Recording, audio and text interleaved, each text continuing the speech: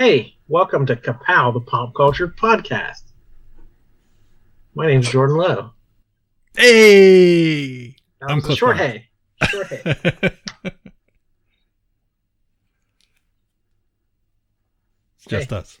Just us tonight. Oh, I didn't say my name? You didn't say your... Oh! No, he did. He did. No, he didn't. I don't know if I did or not. Yeah, play back the tape. He did. Please do, because he did not say. Start over. You're listening to Ka-Pow, the Pop Culture Podcast. Comics, television, movies, and more. If it impacts fan culture, we have something to say about it. And now, your hosts, Jordan, Cliff, and Seth. Hey, my name's Jordan Lowe. Hey, Cliff Barnes. Yeah. I'm Seth. These guys are... I'm not going to say it. What's up, guys? It's Halloween. Is everybody feeling Halloween-y? Absolutely. You go all out and decorate? I know you do at Christmas. Do you do it on Halloween as well, Cliff? Yeah, they put a bunch of signs up in their yard.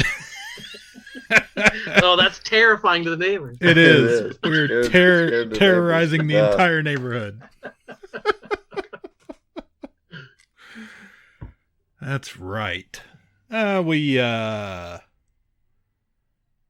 put a couple Halloween decorations. It's mostly inside the house. As far as our decorating went this year, but yeah.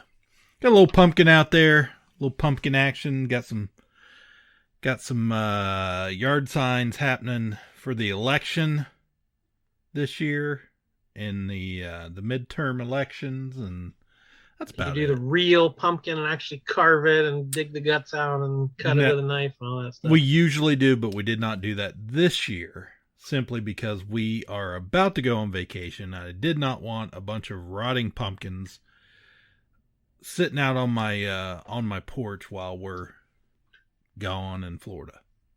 Good. I don't get worked up for Halloween. It's never been one of my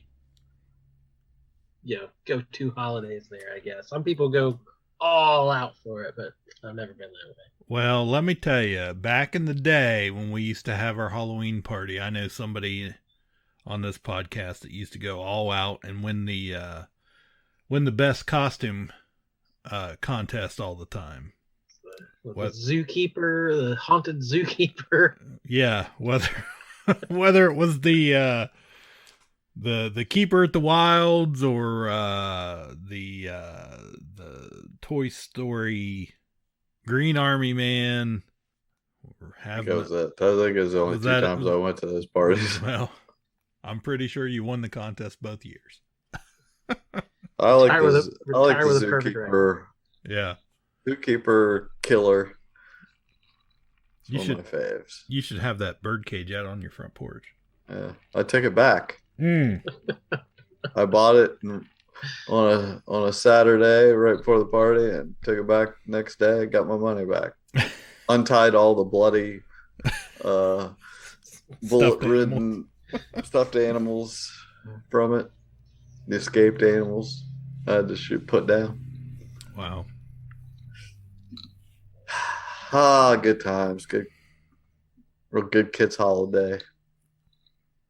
So we hope you're enjoying the Halloween festivities wherever you are. Asylum will be doing our normal trick-or-treat thing. Same, Saturday as Marietta. We'll be giving out free comics all day to any trick-or-treaters out there who want to stop by 212 3rd Street at Asylum. I'll be there. Get you a comic. We're also going to do a segment we haven't done in a while. This was always a fan favorite. Everybody responded well to this one. A little thing called One Job. You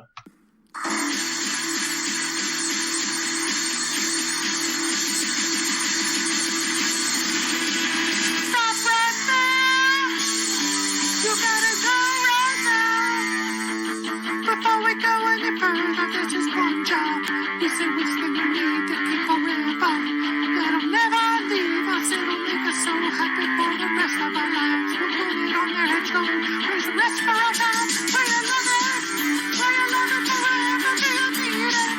Will you never leave it? Will it make you so happy for the rest of your life? If we take one away that you enjoy what you love, you gotta know right now. Before we go any further, we pick one job, the rest they goodbye forever. All right, I came up with this one since it's the Halloween season. I thought we'd do a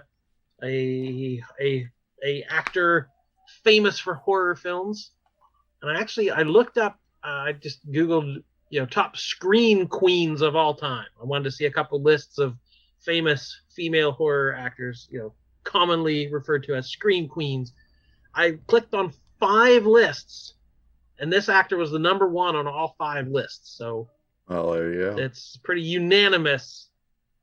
The numero uno screen queen of all time, Miss Jamie Lee Curtis.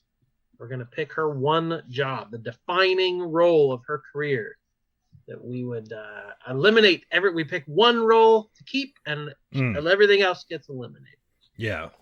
Yeah, just to remind everybody, because it's been a while since we've done this. So if we pick one role, it includes all of the shows or all of the movies that anything they ever did. Yeah, that character in. So to entertain us. She is the daughter of Janet Leigh, who might be the original Scream Queen from Psycho, and Tony Curtis. Mm-hmm. She's married to Christopher Guest, the director, since 1984. And her gut bacteria is amazing because she downs them Activia yogurts like nobody's business. Discover a smoothie like no other. New Activia smoothies. Creamy, delicious, and above all, it contains Bifidus regularis and is clinically proven to help regulate your digestive system. New Activia smoothies. Activia! You already said my favorite thing. I was going to put her down for Activia. Yeah, and this is our pick as a collective. It's not necessarily, it's the most popular thing she's ever done, or this is what she's known for the most. It's our favorite thing they've done. So, do you think we will have 2 people that say the same thing? Absolutely not. I do not think so. So how are we going to figure this out?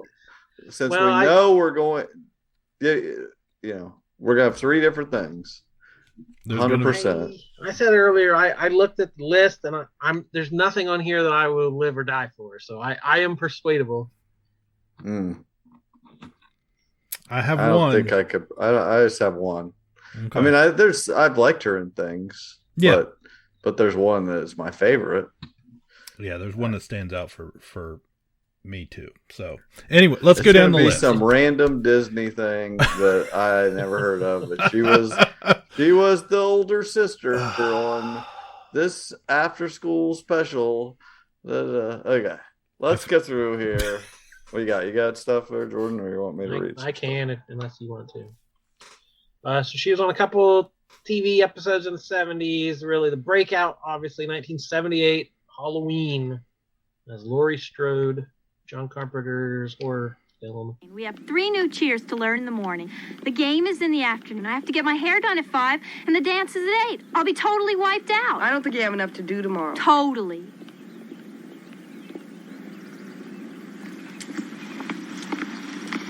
As usual, I have nothing to do. It's your own fault, and I don't feel a bit sorry for you. Hey, Linda, Lori, why didn't you wait for me? We did. 15 minutes. You totally never showed. That's not true. Here I am. What's wrong, Ann? You're not smiling. I'm never smiling again. Paul dragged me into the boys' locker room. Exploring uncharted territory? Totally charted. Just talk. Sure. Old Jerko got caught throwing eggs and soaping windows. His parents grounded him. He can't come over tonight. I thought you were babysitting tonight. The only reason she babysits is to have a place. Shit. I have a place for that. I forgot my chemistry book. So who cares? I always forget my chemistry book and my math book and my English book and my French book. And, well, who needs books anyway? I don't need books. I always forget all of my books. I mean, it doesn't really matter if you have your books or not. Hey, isn't that Devon Graham? I don't think so. I think he's cute. And then in 1980, she was in 3 horror movies: The Fog, Prom Night, and Terror Train, that kind of cemented her status as the go-to horror actress, all in the same year. After that, a couple of Halloween sequels. And then stretched her talent a little bit in 1983, Trading Places, in comedy. Yeah, she was a hooker. Ophelia. Yeah. This is where I was introduced to her. That was that's a hell of a way to get introduced. That was a movie that was on a lot, and had big stars of the 80s and Dan Aykroyd and Eddie Murphy, and this is when you say Jamie Lee Curtis, this is the first thing I think of. So let me get this straight. I'm going to give you 20 for the cab, and you're going to give me 50 when we get to your house? That is correct. My butler, Coleman, will give you $50, drive you anywhere in the city you wish to go. You don't exactly look like the type that has a butler. You know, if you're hustling me. Hustling you? Hustling you? You don't think they give these to just anyone, do you? I can charge goods and services in over 86 countries around the world. Yeah? Well, I don't take credit cards. I bet. Jamie Lee. So several roles in the 80s. I'm not ringing any bells. Not till 1988, A Fish Called Wanda. She was Wanda. I remember that was a favorite of ours back then. Like Kevin Kline and her were great in it. It's good stuff. The next one, 1990, Blue Steel. Now, wasn't this like her first lead as a action star or something like? Yeah, up to now it was all horrors and comedies. This seems like a different. This was a turn. It was a pivot. 1991, My Girl. Yeah, My Girl 1 and 2. 94. She was in the sequel. Played Shelley. Shelley Devato in the first one. Shelley Sultanfuss. Oh no, this is your pick. In the second one. We found Cliff's pick. No, he knows way too much about this. No, I do like both those movies, especially the first one. That was, I think I was the target audience age group for that movie when it came out, and this was a big comeback for her. Again, paired up with Dan Aykroyd, but it was I would say it was one of her meatier roles as far as up to this point, minus the horror stuff. Next on the list does not ring a bell. 56 episodes of a sitcom for 4 years. Anything But Love. Yeah. Co-starring with Richard Lewis. Frankly, I don't care if you hang in a closet like a vampire bat. At the moment, I just want to freshen up and get something to eat and hope that by this time tomorrow I haven't run screaming into the countryside. Fine. Fine. I assume when you say freshen up, you mean use the bathroom. Ooh, you cracked the code. So where is this bathroom? Okay, first of all, the shower is also the toilet. Just like my health club. And remember, if we pass through a station, you're not allowed to flush. Why not? Oh. Co-workers of the Chicago Magazine with a mutual romantic attraction. I forgot about that. I watched that show. I don't know that one. Really? Yeah, I definitely remember that show. Yeah. Yeah, I don't think I watched it that often, but I definitely remember it. I'd forgotten about that. 1992, Mel Gibson and Forever Young. My Girl 2 in 1994. Also 1994, True Lies, Arnold Schwarzenegger. That's a lot of favorites out there. That was a biggie. Jamie is entertaining the world this summer playing Arnold Schwarzenegger's wife in True Lies. She plays kind of a reluctant Mrs. James Bond, but her name is Tasker, Helen Tasker. Have you ever killed anyone? Yeah, but they were all bad. It's a big action picture, but it's a lot more than that. It's got a lot of comedy. It's got a little heart. It's got a good little story throughout it, so that when you leave the theater, you aren't just sort of overwhelmed by the sort of action sequences, but that you feel empty inside because you haven't really had some sort of substance of a story. There's a story. There's retribution. There's, communion between the two characters at the end. All of the main characters kind of really have a perfect little ending together. All of the main characters in the movie come back at the end. So you really leave the theater with a great feeling. Mr. Tasker's office. Hi, it's Helen. Is he in? Big action film that she played Arnold's wife. He's a secret, what was he, a CIA agent or a FBI agent? Or that sounds right, yeah. Partnered with Tom Arnold. Yeah. And she got some Bill Paxton in there. Yes. As he's like a car salesman. Yeah. Scamming her, he's pretending with her. Yeah, he's pretending to be an agent or something. So yeah. Directed by James Cameron. Yep. So I feel like this is about the time her career loses focus. Yeah. That's when she started getting constipated. House Arrest, Fierce Creatures, which is like the Halloween same cast. H2O. Yeah, Fierce Creatures, like the same cast of Fish Called Wanda, I think. Okay. It's like a sequel-ish thing. Virus in 1999, sci-fi movie. Drowning Mona, The Tailor of Panama, Halloween Resurrection. So then 2003, I think she hits another gear with Freaky Friday. She comes into sort of the family comedy era of her career. Yeah. Yeah.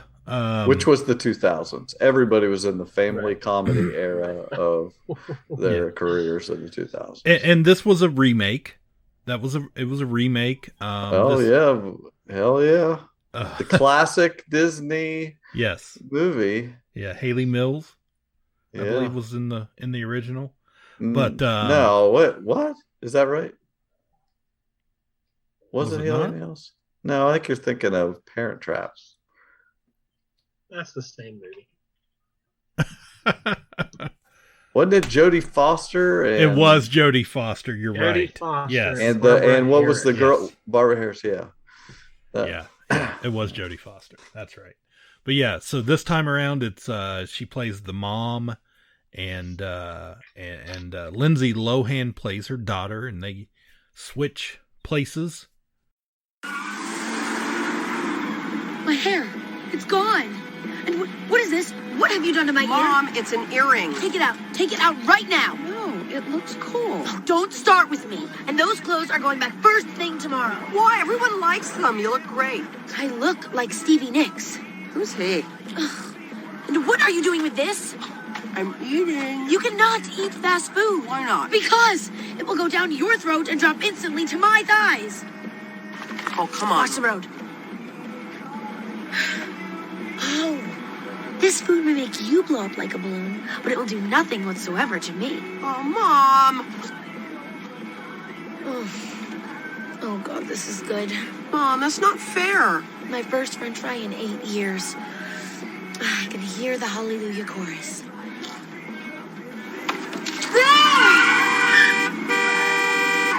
Yeah, I really like this movie. Yeah, I can still hear that trailer. I'm old, like that. Yeah. That's, anytime I see that poster or you mention that movie, I can hear her screaming, "I'm old" from the trailer. Yeah, the interesting fact I know about her in that role in this particular movie was she wasn't supposed to be in it. They had somebody else famous cast for that part that had dropped out, and then she took the part like 2 weeks before they started filming. And I believe she actually like learned some of the guitar parts in that 2 weeks. Like she does an amazing job. It's it's a very popular film for people that grew up, that were probably in that tween to teen age group at that time. So, and it's one of those movies that's been replayed a million times on Disney Channel and other movie channels and ABC. And, I think it's, for me, it's probably a contender. According to IMDb's trivia, it was Annette Bening originally slated to play, but she backed out shortly before filming. Gotcha. She plays Tess Coleman. That's the character's name.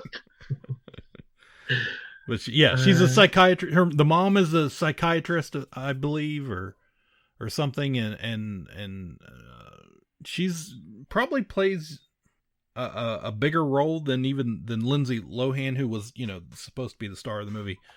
Jamie Lee Curtis's part's probably a little bit more, maybe more screen time than Lohan was. Okay, so 2004, the next year, Christmas with the Cranks, which has become a holiday, annual thing that's aired on cable all December. My wife loves that movie. We watch it every year at Christmas, probably several times. Tim Allen plays her husband. They decide for the first time ever they're not going to have their Halloween party because their daughter is, I forget, in college maybe, or she's off somewhere being grown up, and they're going to go on a cruise vacation. And then at the last minute, the daughter calls and decides she's coming home and for the big party, and then they have to rush and get ready for the party at the very last minute. For Christmas. Yes. So we don't get any cards or letters. You said Halloween with the Cranks. Oh, sorry. That's a mashup I want to see. Yeah, Michael Myers shows up at the Crank house. Let's see, what else? Spare Parts. 2015. And that she was cast in the TV series Scream Queens. Kind of the kitschy horror show about the Scream Queen. She was Jess's mom in New Girl, 6 episodes. And then came the new trilogy, Halloween 2018, which I believe just ignored all the previous sequels and spinoffs and just went back to the original continuity. So Halloween Kills, and just opened a couple weeks ago, Halloween Ends. And in between all those, we got 2019's Knives Out. Excellent movie. And 2022's Everything Everywhere All at Once. And we're up to this year. Still making quality films for our enjoyment. Thank you, Miss Lee Curtis. It's a lot of Halloween. Miss Lee Curtis. Well, what do you guys think? That's tough. It's tough. I mean, obviously Halloween is her thing. She's played that character for, I saw it was 5 decades. She made a Halloween was in the 70s. Halloween, one of the sequels in the 80s. She's made a Halloween movie 5 decades, for 5 decades. So that's hard to take that away from her as her defining role. But I'm not a huge fan. I've seen the original. I don't know that I've seen any of the sequels. I'm not my. I'm not a horror. I'm not a horror guy. Me either. Well, I will say there was one thing we missed. And Seth is right.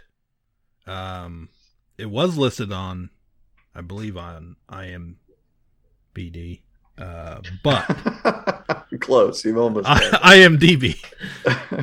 But let me scroll down to the 80s because I'm sure it's something from the 80s. It's not. It's from 1996. Oh wow! And this was a very popular thing for my family. A few years back. Okay. Yeah, I know. Okay. Yeah, it's Ellen's Energy Adventure from Epcot. Oh no! I thought you were gonna say House Arrest. No, not House With Arrest. Kevin Pollak. That was 96. Ellen's Energy Adventure, 1996. This was in the second version of that attraction. Oh Lord! Uncredited. It says uncredited. No way. Now here are today's contestants: Dr. Judy Peterson, Dr. Albert Einstein, and finally, just Ellen. And now here is the host of Jeopardy, Alex Trebek. Thank you, Johnny Gilbert. Hello, contestants. Welcome to our program, and good luck to you in the game. Here are the categories for the first round of play: solar energy, wind power, energy from water, fossil fuels, fusion, and finally, gas. Ellen, since this is your dream, we'll let you make the first selection. All right, Alex. I will take eeny, meeny, miny, fossil fuels for, let's go for 100. Fine. The answer is, this was formed from microscopic plants and animals trapped in ocean floor sediments millions of years ago. Ellen. Yes, I know that one. That's, what is the stuff trap? Microscopic fuels and plants and animals and Sorry, Ellen. We were looking for something more than just an embellishment of what I had already said. Anyone else? Judy. What is petroleum, Alex? What is bituminous? What is solar thermal conversion? What is hydroelectric? What is helium? And so, as we come to the end of the first round, ladies and gentlemen, Judy has been commandingly. Ellen has her work cut out for her, and Dr. Einstein is nowhere, relatively speaking. This was a nightmare or what? Oh, Ellen, your first correct response. Wait a minute. So the premise of it was, it starts in the pre-show. Ellen's in her 1996 sitcom apartment, and she falls asleep, and she starts dreaming about her childhood bully. Her name was Judy, and Judy was always smarter than Ellen, and they're on an episode of Jeopardy, and it's got Alex Trebek, and it co-stars Bill Nye the Science Guy, and Ellen can't answer anything, so Bill Nye takes Ellen on an energy adventure to educate her all about the different types of energy, and throughout the whole thing, her nemesis is stupid Judy, that is played by Jamie Lee Curtis, and it's a 45-minute adventure film / ride, and my kids absolutely loved it, and we miss it every trip. We're getting ready to go again, and every year when we walk by there, and it's the pavilion is now Guardians of the Galaxy, but it'll always be just stupid Judy to us. And we love Ellen's Energy Adventure. Wow. Okay. One job. What you got, Jordan? I ain't got nothing after that. Ran from 96 to 2017. So, I mean, I wouldn't discredit it. It ran every day, multiple times a day, and for all those years, and millions of park goers got to experience it, and we love it. You think I'm putting stupid Judy in the annals of history?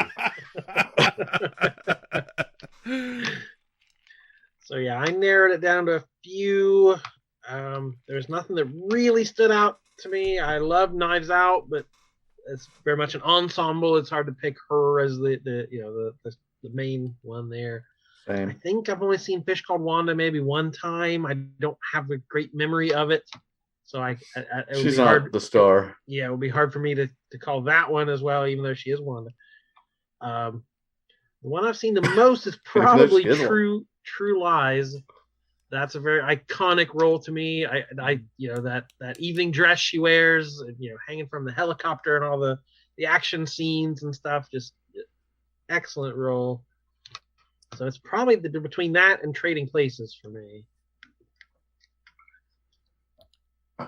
Well, I did have a instant when you messaged us. Instant reaction. Absolutely, my favorite role of hers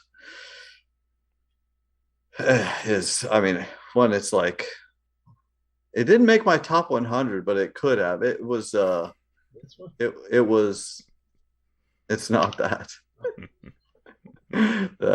No, she was great. Everything, Everywhere, All at Once. She was great in that this year, but it's a bit role too. It's not like I would say that was, it's not 18 years of riding around with Bill Nye, the Science Guy. What is? Yeah. Could Bill Nye cure her hot dog fingers? Yeah. No, it's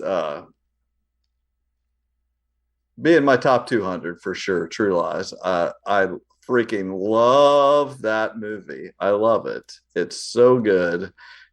James Cameron should do something else like that, because he killed it. That cast is incredible. That's probably my favorite Arnold Schwarzenegger. Terminator 2, but he's so good in that. They are great together in that, and Tom Arnold and Bill Paxton, they're also, I mean, they just all crush it in that movie. But she plays that nerdy housewife that, big glasses and like a business suit type thing, and just is so clumsy, something like Jamie Lee Curtis has never been. And she pulls it off so well in that movie. And then, her husband's a secret agent, and she figures that out and is getting sucked into all of this. And she goes to play up, leans into, her having to be a spy, and that homely housewife having to play sexy when she is a freaking knockout built like a brick shit house. That hotel room scene where he's sitting there in the dark, Arnold Schwarzenegger is, and he has her dance for him and stuff, and she gets the water out of the vase and slicks her hair back, and it then like trips and is still like being clumsy and stuff, is just one of the great scenes. I mean, it's just incredible what she does in that scene, and just so many great jokes in that movie that are delivered great by both of them. I remember what he gets truth serum or something, and they're like, are we gonna die? He's like, yep. and she's like, well, I think it's working. Just so much good stuff. Like you said, the action for the time was some of the best action we were seeing. The jets and all the RPGs and everything. When you think about it, that's all action movies today are also funny. Like that's become the thing. You have to have the funny guy and the Joker. I don't know. The 80s action movies were not that. So this early 90s, this feels like maybe a turn in that direction. It's something novel. This have probably it be so was funny the first one that was and really such like good that. action. It became everything after that became like that. You had it was like Bulletproof, and they started leaning that way. The Die Hard's got some of that got funny in that. I don't know. I freaking love that movie to death. It's definitely my answer for her. Yeah, I like that movie too. My only issue with it tonight was I didn't remember. I remember her having, how do I want to say it? I guess she wasn't the star. I mean, she kind of was the star of the movie, but it's not like she's. It was she's kind of no bit part. She's in almost every bit of it. It's not a bit part, but it was certainly not. I guess people went to go see that movie because they thought they were going to see something else. They went for Arnold. They went, that type of thing. I don't know. I don't remember the previews, but it was as much about her as anybody else in that movie. Like she was a lead. The only other ones I would say, like, I do think there is something with Freaky Friday also. Just she's really good in that. You know, she's just playing that mom character again, and dealing with, you know, teenage problems or whatever. And then, you know, in a one-on-one, so it was done well enough for me. That movie, that I think it holds up. It's fun. It's got some music numbers in there. Like I said, her playing the guitar, and you know, she's no slouch certainly in that movie. The only other thing is, something that hasn't come out yet. And she is playing, I'll just say she is playing Madame Leota in the new Haunted Mansion movie also. It's going to come out, it's scheduled for next year. So that could be something special there too. Should have waited till then. Revisit this. Yeah, we need to update this. If we find out later that trumped all this other stuff. So it doesn't sound like Cliff's going to change his pick to Trading Places and try to win me over that way. So. You know, I don't know that I have, like, she's perfectly, you know, she's got that scene. There's a very famous scene in that. Yeah, but I don't know that the part maybe was big enough. Where she. You're just gonna keep talking to yourself, and I said part, not parts. But I don't know that she was a bigger star than Aykroyd or certainly Eddie Murphy at that time. But she's. Well, I'm more than comfortable going with True Lies. That would be a fine pick for this. Again, Halloween invented a genre. We understand, folks. If you are angry that we wouldn't pick Halloween, just know that that's just not our genre. It invented the slasher genre of that whole era. She is the prototypical 80s scream queen. But we're gonna go with the 1994's True Lies. So in the annals of history, on her Jamie Lee Curtis tombstone, it's gonna say Helen Tasker. True Lies. You sure you weren't followed? No, I mean, I kept looking behind me like you taught me, but I didn't see anyone. Okay, it's just things are a bit hot right now. If I get a signal, I may have to leave suddenly. I understand. Look, it's my job to take risks, but not yours. I feel bad about bringing you into all this, but you're the only one I can trust. Were you out on a mission? We say covert operation, and this one will. It got a little rough. Worse than Cairo? Cairo was a day at the beach next to this. The guy's a spook. But for whom? He could be working hard to get to you. Did you read the papers yesterday? Yes. Sometimes a story is a mask for a covert operation. See 2 men killed in a restroom and 2 unidentified men in a running shootout ending at the Marriott. That was you. You see, you're very good. You recognize my style. You're a natural at this. The guy's a fake, man. He's taking credit for our moves. What happened? Hardly worth talking about. 2 of them won't bother me again.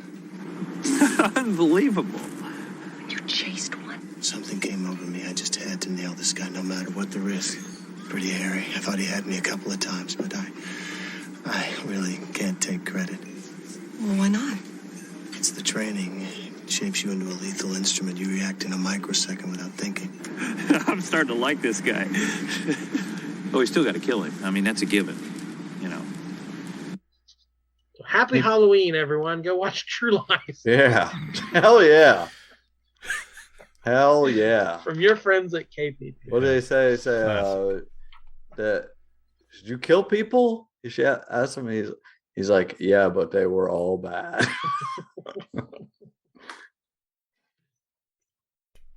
Eat some yogurt, watch some True Lies. Yeah, just sit back and get things moving. What else we got for tonight? Comics. How can you read this? There's no pictures. Well, some people use their imagination. Well, I must hurry back to my comic book store where I dispense the insults rather than absorb them. Happens all the time. Read a comic book, okay? Haven't talked comics in a while.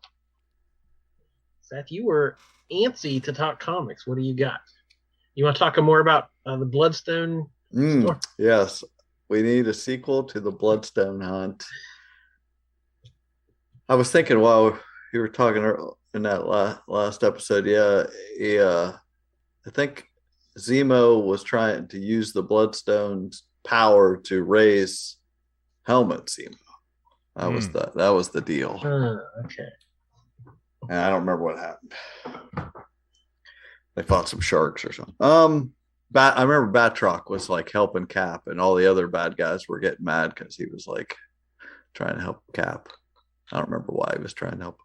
Now I've been reading some Captain America. There's like a couple series going on out now, and it's split into I think there was Ta-Nehisi Coates had that series. I don't even know how many issues it went, like maybe 20 issues or something like that. It was fine. I mean, it's been a long time since I was really loved what was going on in Cap. After that, they did the United States of Cap, where, travel in the United States. I feel like they've done that a bunch of times too, where he goes across the United States. Only this time there was like a bunch of different people taking on the role of Captain America, Native Americans and LGBTQ, different walks of life being heroic in a Cap costume of some sort. And it was fine. I think it was just 5 issues. And then they got a new editor. I don't know her name, but the Tom Brevoort, is that how you say his name? Brevoort or something like that. He's been like the longest running Cap editor since Stan Lee, and he finally stopped and let this assistant editor to get her first shot as a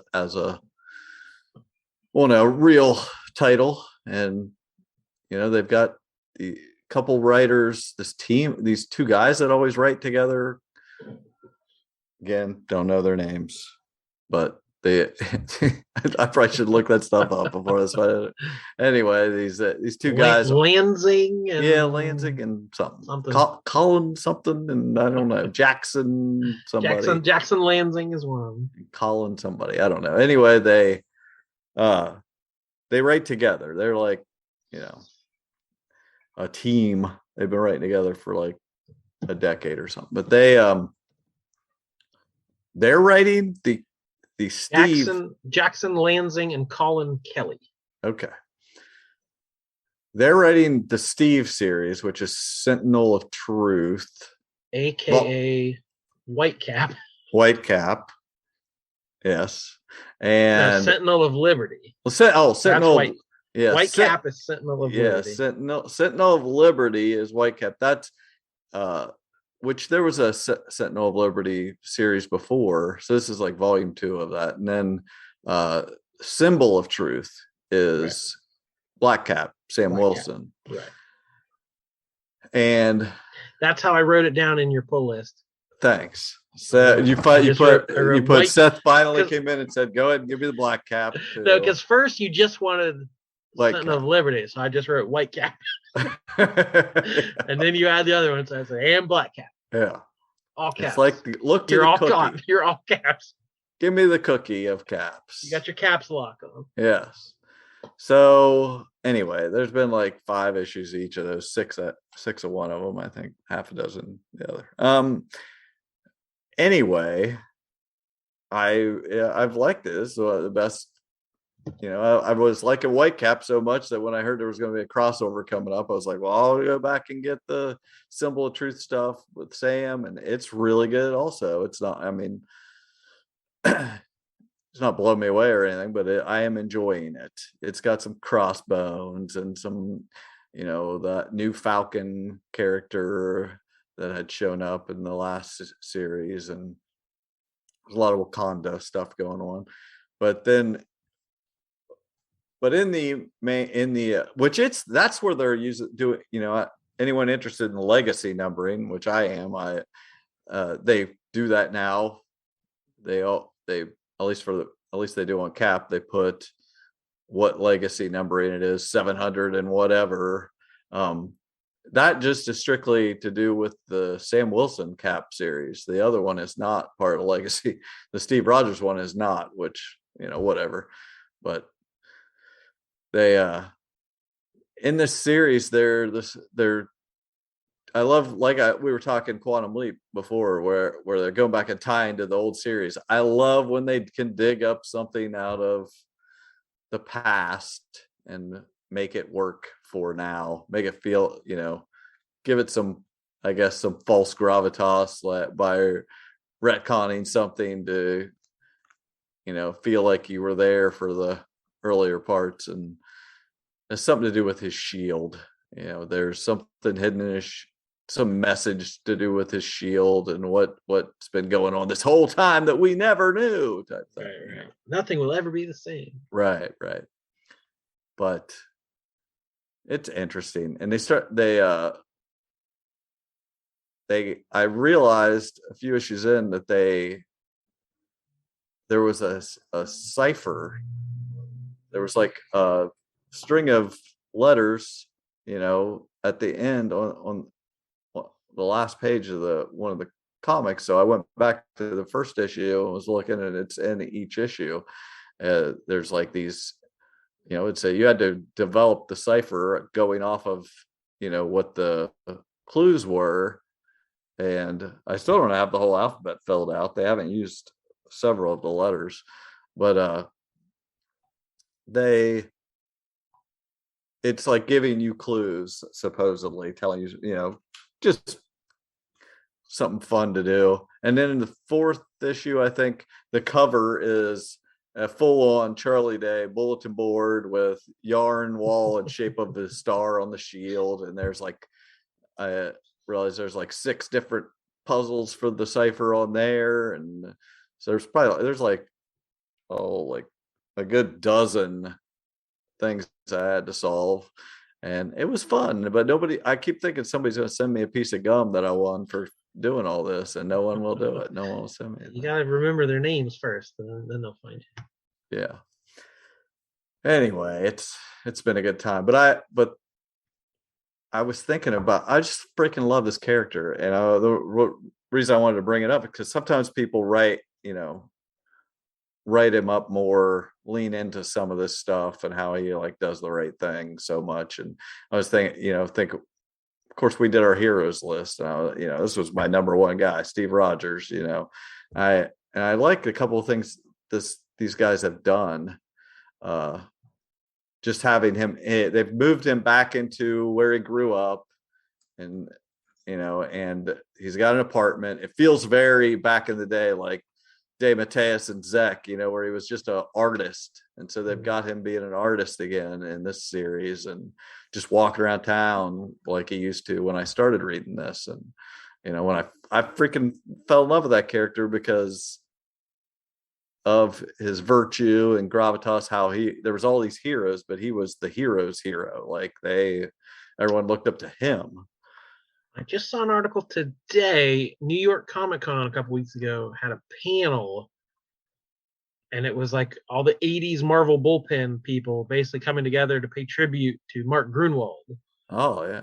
And telling stories about the crazy Marvel bullpen and people roller skating down the hallways and all this stuff. But basically, it was just talking about what a good guy Grunwald was and how he kept everything, kept everything straight. And his wife, there's a quote here, "I was married to the real life Captain America." So it's talking about, Grunwald's own gravitas and morality, just bled into that character for that whole era of Marvel in the 80s. 100%. Yeah, I love his run. Him and Dwyer, I think, was the main artist.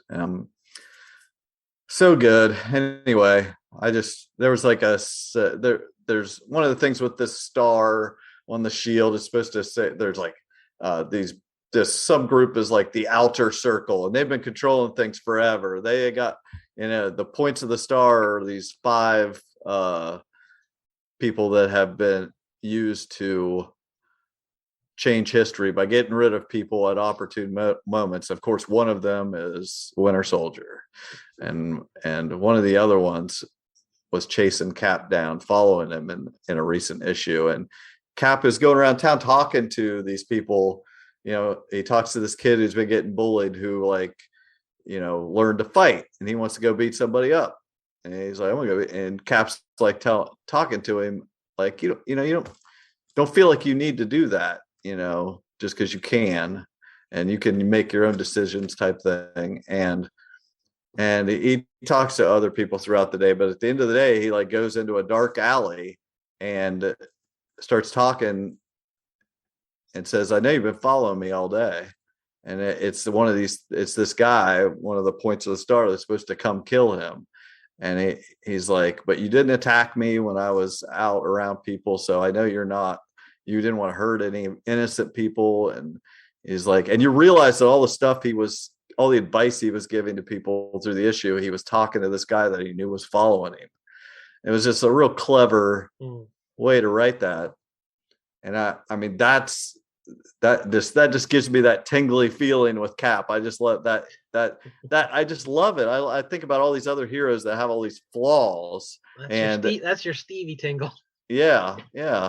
I mean, I love a flawed character. I like all that stuff too, but it's nice to have a character that, and the beauty is it's a fictional character, so nobody's going to throw in your face that they used to say this or now they say this. It's like, this guy's always, they've always written him he's not the poster child for the government. He's the other guy in Civil War. He's speaking truth to power and all that stuff. And I love that stuff. I was thinking about that quote that we always see, and we've mentioned before how much we love, where during Civil War, and JMS wrote it, I'm sure, just the plant yourself like a tree by the river of truth and stand your ground. And it's always been one of my favorite quotes, but I lost some love for it in the last few years when I've seen it used so shittily by people like, oh, this means that I can plant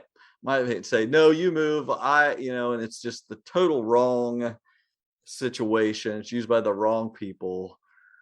And but I kind of fell back in love with it when I was considering it this week, thinking about how he doesn't go around saying that in all the comics. He says it in that comic, and he doesn't say it to those. He would never say it to those people that use it. Use it in that way. He doesn't say it to Dr. Doom, who thinks he's right about everything and would totally say, yes, I you move, I am Doom. He says it to somebody privately who he has faith in to do the right thing, to give this advice to Spider-Man. And it's like, okay, well, I'm back in on this quote, I'm back in on and so anyway, I'm liking the new series. Good. And I love Captain America. Who doesn't? Yeah, it's so funny as you were talking about that, and I was kind of surfing Twitter there for a minute, and I come across this new Jamie Lee Curtis tweet she put out, which honestly, when you mentioned Jamie Lee Curtis a few days ago, I thought that's why we were doing her one job, but she tweeted out just today, by the way, I'm not looking forward to cancel anyone. I'm looking to oppose anti-Semitism, white supremacy, fascism, transphobia, and other oppressive regimes and ideologies, where the sole intent is the silencing, obliteration, and annihilation of others. Kind of on the same page here. Yeah. You tell him, Jimmy Lee. That's right. Miss Lee Curtis. Miss Lee Curtis, if you're nasty. Well, I dug up some other comic book news since we were on the subject, so buckle in, everybody who wants to hear more comic book stuff. Me.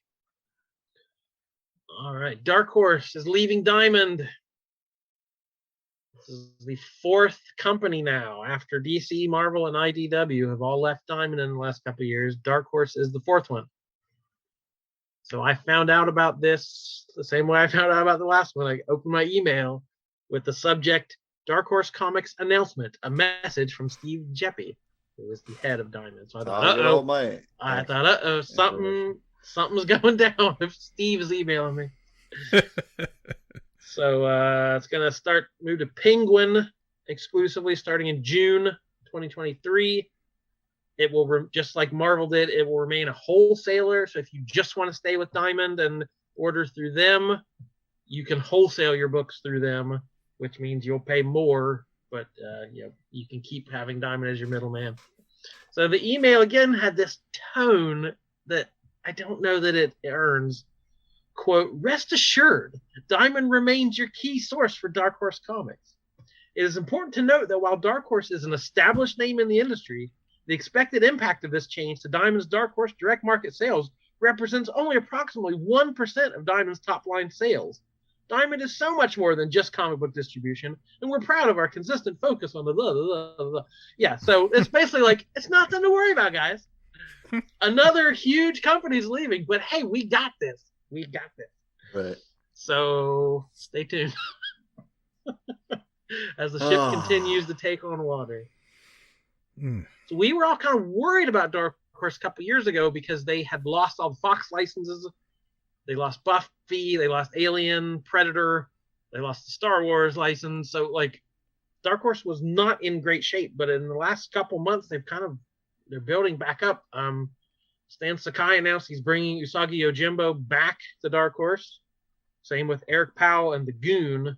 They both went off and they're coming back and they're having their own like imprints so they can still publish what they want, but just through Dark Horse now. Brian Michael Bendis is doing new stuff there. Kevin Smith's got a couple books coming out from there. And they extended, they had a first look deal with Netflix. And they just extended that. So, like the Umbrella Academy and some of these other things that have been big hits on Netflix. So Dark Horse was not in great shape, but I feel like it's coming back around.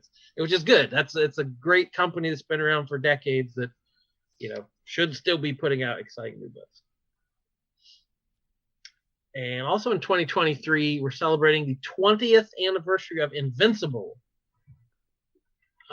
Which should be getting some new episodes of the animated series. I feel like it's been a long time. I was thinking about that a couple days ago. Somebody said I saw something on Twitter where they were asking if you had Rings of Power money, what series or movie would you have made?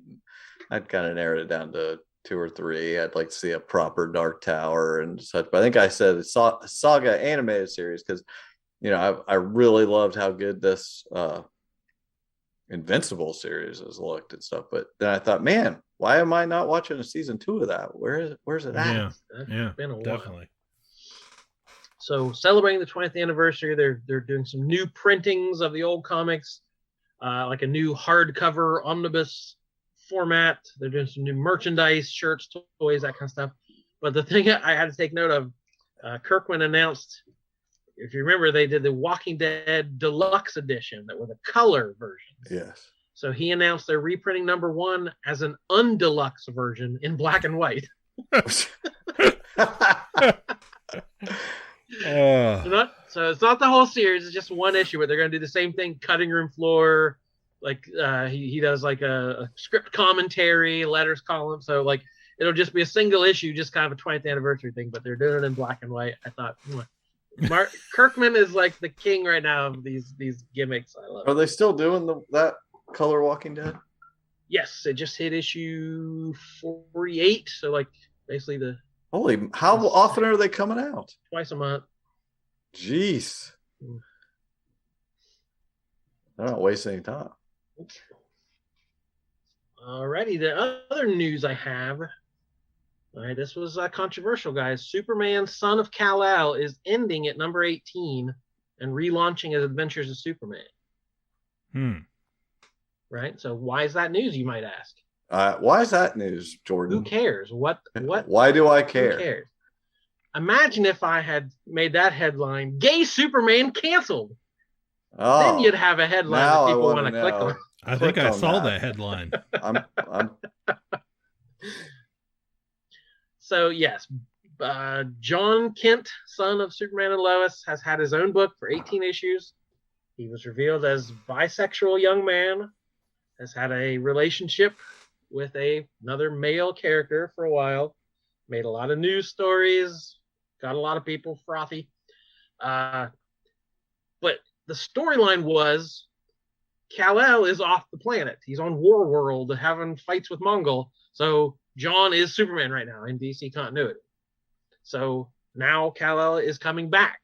We're having this storyline, Return of Kal-El. Okay, so that book's done. He's not, we're going on to a different chapter. So it's called Adventures of Superman, John Kent or something. Yeah, it has a subtitle. I forget what it is, but that's how comics work. They relaunch all the time. But when they said it was canceled, several blogs and online entities were like, see you guys, go woke, go broke, that whole thing.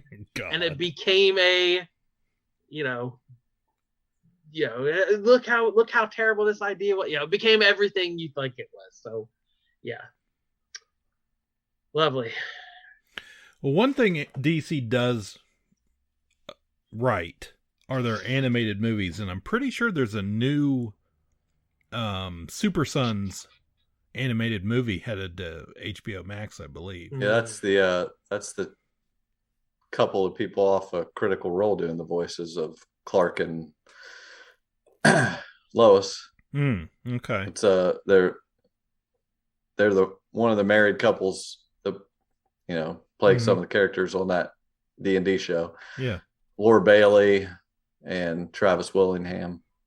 But he's done Superman's voice before, and she does everybody's voice all the time. She's great. This will be a Jonathan Kent and Damian Wayne movie, though, right?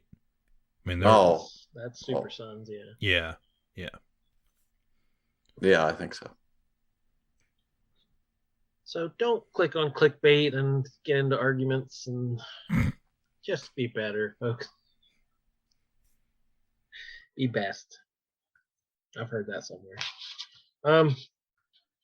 So we had a big issue drop this week. I was just but now I was just picturing your Joker hoodie. You should, or not Joker, the It Pennywise. Movie. Yeah, Pennywise hoodie. You should have had spray paint on the back. I don't even care, or whatever it is to you. Or that would have been amazing. Sorry. I had a never mind. All right. Hey. So big issue this week. Flashpoint Beyond has been going. It's a 6-issue miniseries. And it's kind of weird. It's a sequel to Flashpoint, which was a big story in DC continuity. Barry Allen goes back to try to save his mom, messes up continuity. We get Thomas Wayne, the father, as Batman. We get Atlanteans fighting Themyscirans. Like, it became a huge deal. It was another animated film. It was adapted in the CW verse. Mm-hmm. Like, it's had a big footprint for a fairly recent story. So they do a sequel, Flashpoint Beyond. And they do it at the exact same time they do Dark Crisis, which is another big multiverse spanning, history changing thing. So it was always kind of in that shadow. So I didn't quite get why they would do both those stories at the same time. But it has ended up having a pretty big impact already. So they hint at the 13 is a thing you might hear coming up. And even more Watchmen in the DC universe. All right. So this one issue kind of brought all this back. They're trying to fix the Flashpoint problem again. And it involves Rip Hunter and the Time Masters. Of course it does. I was just getting ready to say, at what point does Booster Gold come in to save the universe again? No Booster yet. Just Rip at this point. It's coming. So this is all Jeff Johns masterminding all this stuff.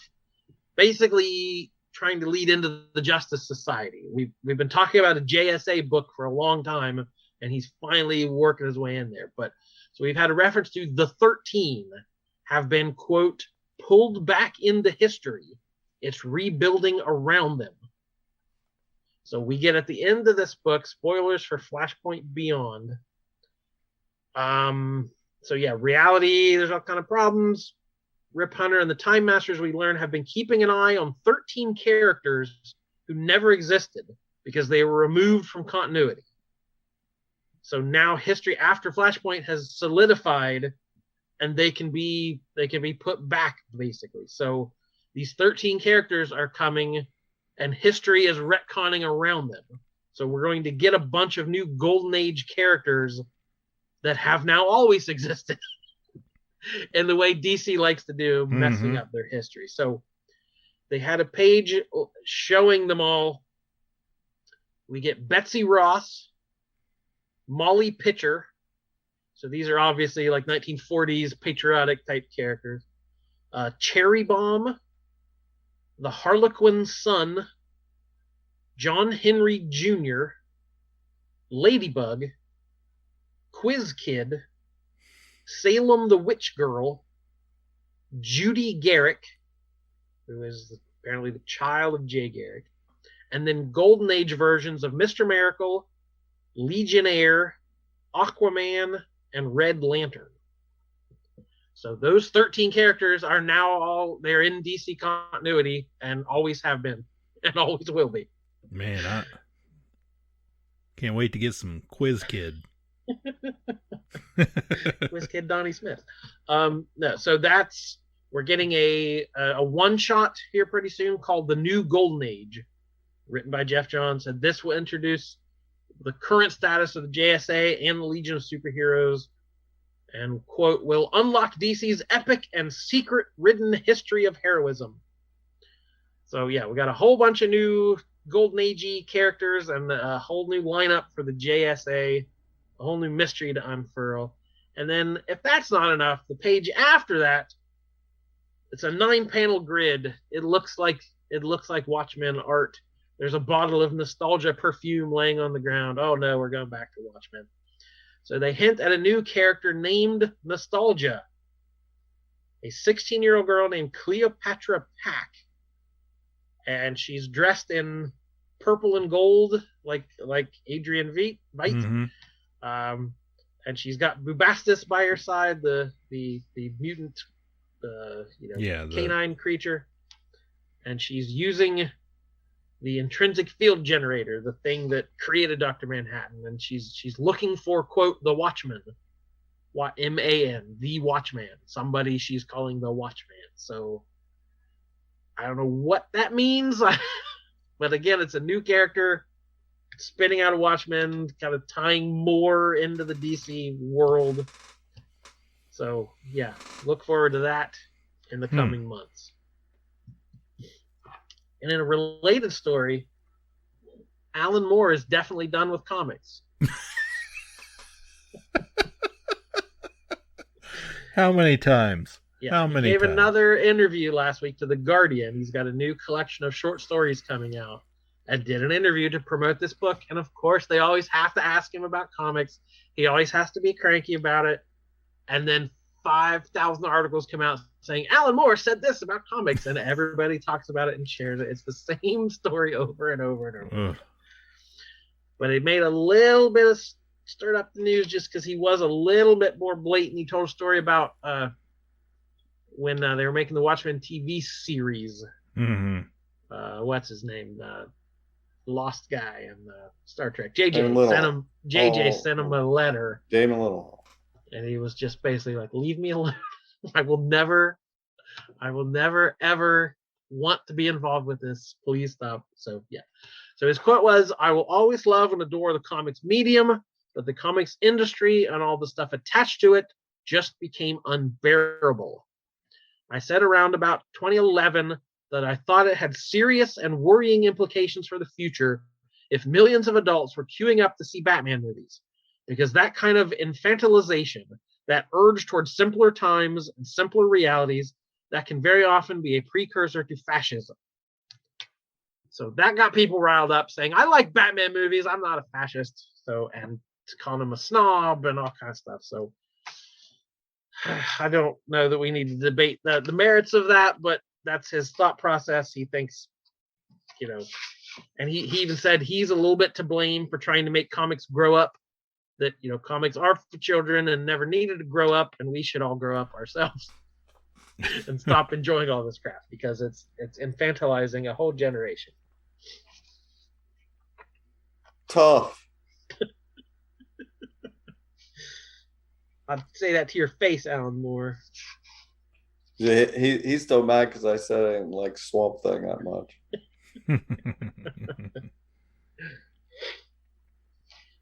All right, I just got a couple recent recommendations for books.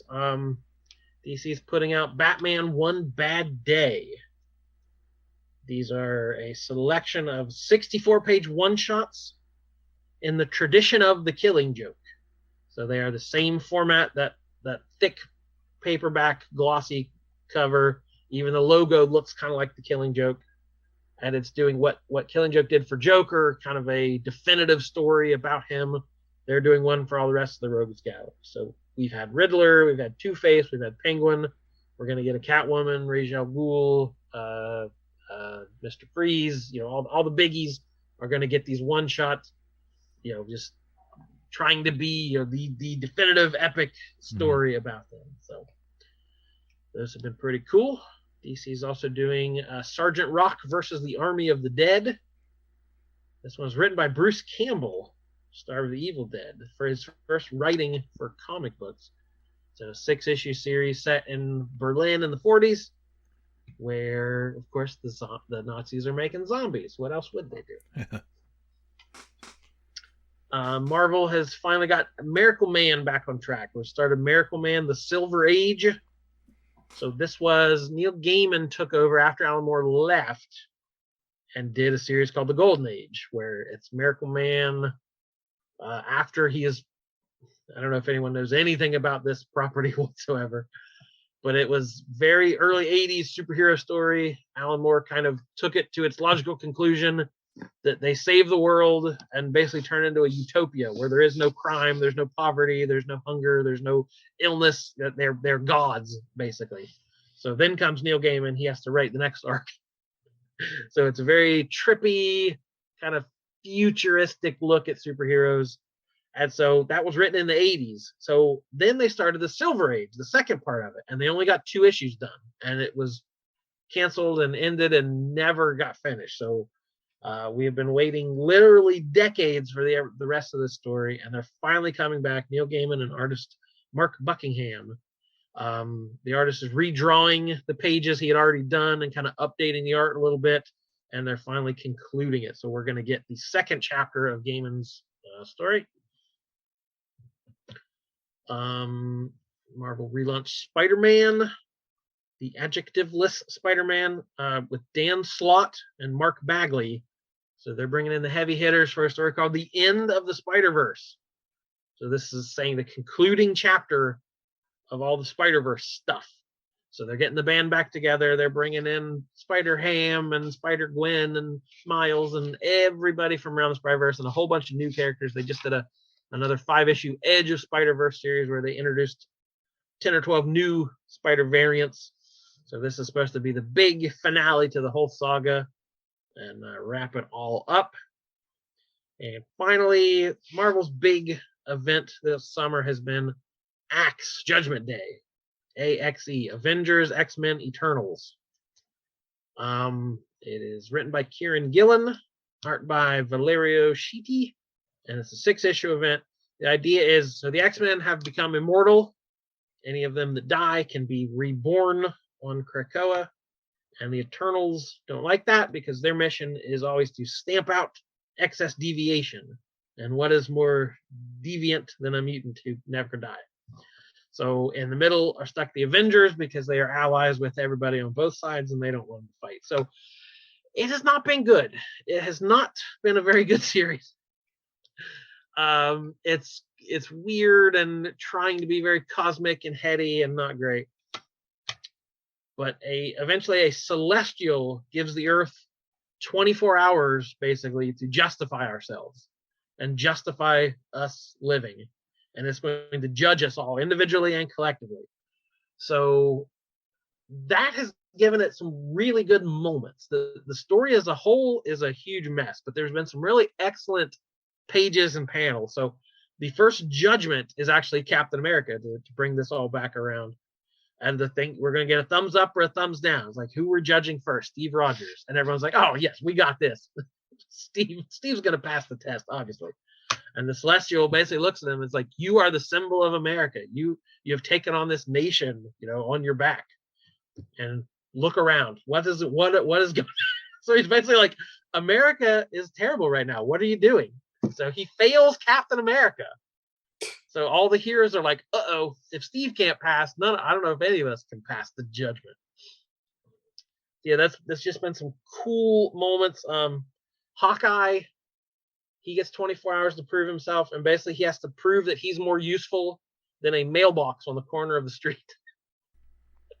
That was a fun issue. It was Mark Russell, more of a comedic writer. But it's basically like Hawkeye's like, yeah, of course I'm more useful than that mailbox. And then like he sees grandmas mailing cookies to their grandkids and like lovers connecting over years. He's like, oh no, maybe I'm not as good. So he has a whole existential crisis of whether he is more helpful to humanity than a mailbox. Matt Murdock has a moment, one of my favorites in this. The Celestial appears as different things. So, so Matt sees basically Jesus on the cross. And he says, are you worthy?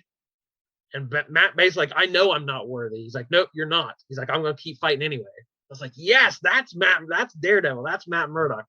He knows he's a sinner and he's not up to snuff, but he's never going to stop fighting. Like, yes, that's one panel in this book. And that was amazing. So then they get to Dr. Doom, and the Celestial says, I will pass you if you say Reed Richards is smarter than you. You will pass. And it said Doom laughs at him and walks away. So I guess he passes anyway. Like, Doom wouldn't stoop to this nonsense. He's like, I'm worthy. I know I am. And he turns his back on him and walks away. Like, yep, there you go, Doom. That's how you talk to a Celestial. So yeah. No, you move. Yeah, basically. So yeah, in the midst of a very iffy story, there's been some amazing little moments that I've really loved. So maybe there'll be some great final issue that'll pull it all back up, but that's where I'm at on that one. And that's all I got for comic books this time. Sounds good. Do you read comic books anymore, Cliff?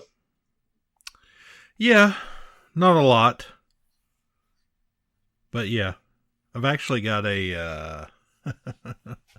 bought a trade there just the other day. Not sure where I put it. But it was off of a guy at work. It was a reprint of an old Ewoks Saturday morning collection. So it's been pretty good. It's cute. Your son just started a pull list there. He's getting the next week starting the Batman Gotham Knights. Yeah, he's really excited. He's really excited about that. Also, going to be a code. It's a prequel to the video game, 6 issues, and each issue you get a download. Yeah, there you go. Yeah, skin. I think the first one is like the Nightwing's weapons. Yeah, and there's something to customize your Batmobile. Like there's a couple different digital codes you get with the book. So. Yeah, Jordan had told me he'd been down there I don't know, a few weeks ago, and then he mentioned something about it the other day about, geez, comics aren't cheap. And I'm like, yeah, no, it's not like when Dad was buying them for you all the time.